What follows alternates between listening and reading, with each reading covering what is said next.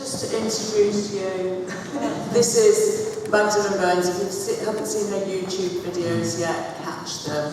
Yeah. Do subscribe.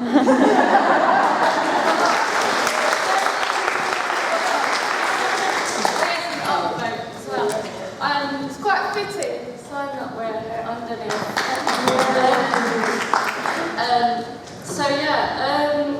Radfem is actually gets a trigger warning at Edinburgh, which is where I just graduated in June in physics.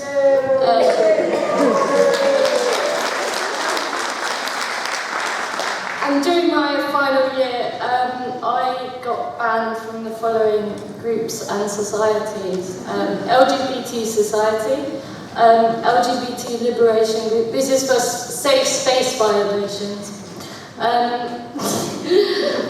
The Women's Liberation Group. I also got banned from NUS Scotland Women's Group and the UK LGBT.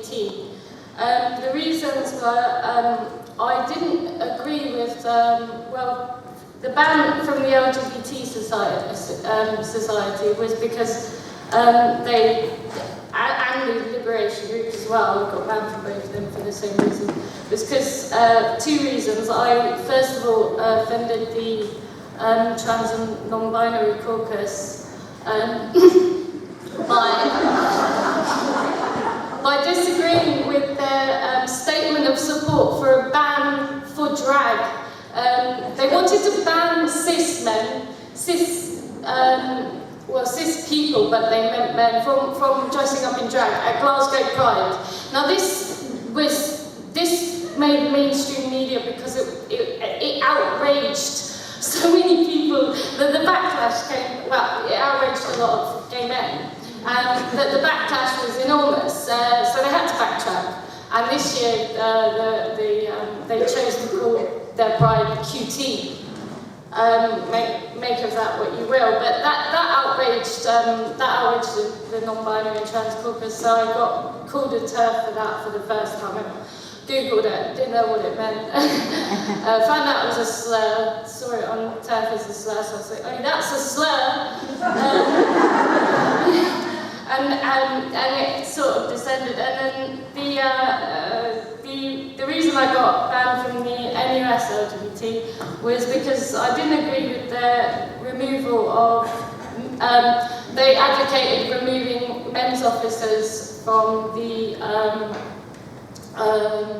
LGBT. The NUS advocated, they put a clause, it was quite a sneaky clause into a motion that was supporting no platforming, where they wanted to remove men's officers from LGBT societies because gay men aren't oppressed apparently anymore. So according to them, so I mean I didn't even say much, but maybe it's partly because I was a known TERF as well.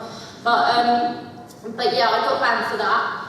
The women's liberation, both liberation groups, the NUS and the Edinburgh one, I got banned for horophobia.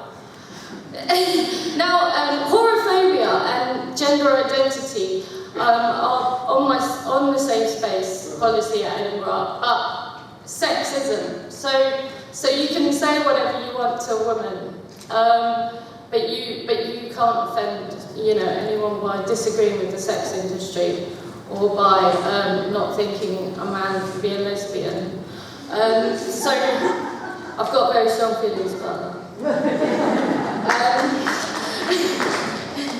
Right, so yeah, obviously safe space is not autonomous. It claims to be an autonomous space where women can go to, or where LGBT people can go to. But if you're, I know like 10 gays and lesbians that have been kicked out of Edinburgh LGBT Society by queers, gender queers who don't identify as lesbian or gay. So we're now the oppressor, right? And actually, if you're an 18-year-old lesbian starting in the first year, you're going to really fear not being able to be around other lesbians, because where else are you going to go and be lesbian? So I felt quite strongly about this, and I stood for convener, and I got smeared. I was one of the students you mentioned where I stood for convener, and there was a massive smear campaign, writing statements about me. Magdalen is a known TERF, swerf and whorephobe, and she supports Julie Bendel, she must be evil, and just the violence of her words and all this stuff. And it's just ridiculous. You cannot be scared of being called a horophobic, because it is a meaningless word. If talking about your biology is going to get you labelled transphobic, or if saying that men can't be lesbians, which is actually, and you're sticking up for lesbians' rights there, because people who deny that lesbians are females who like females are homophobic. So you've got a right to stand up.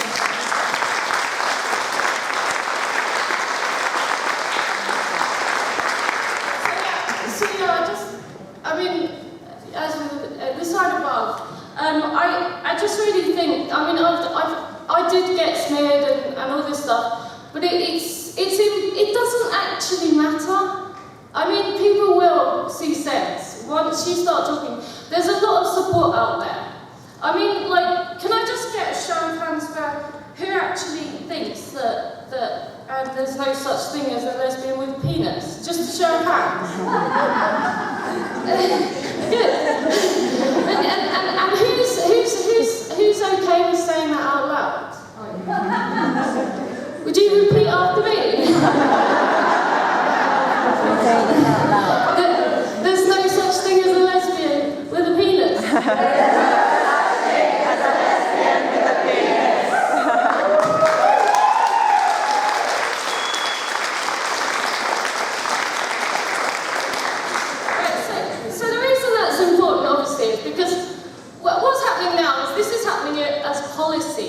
In our university, and it's happening as policy in state institutions and the councils and stuff, but actually it's not in law.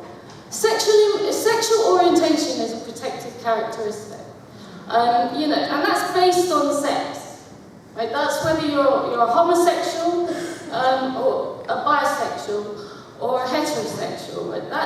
And the same thing with sex protections. They're under the Equality Act. People can't discriminate against you for this. And you do have these protections now, but people are working on making it not only, actually impossible to talk about these protections enough to defend them. So, okay, now you might be worried about your job or losing friends or whatever, but your rights are worth more than anything else.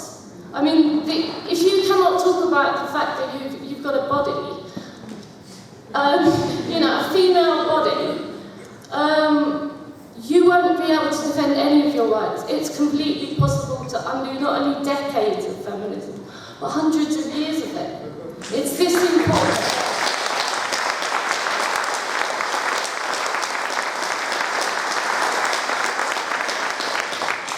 So anyway, I'm not going to ramble on. That's all I really want to say.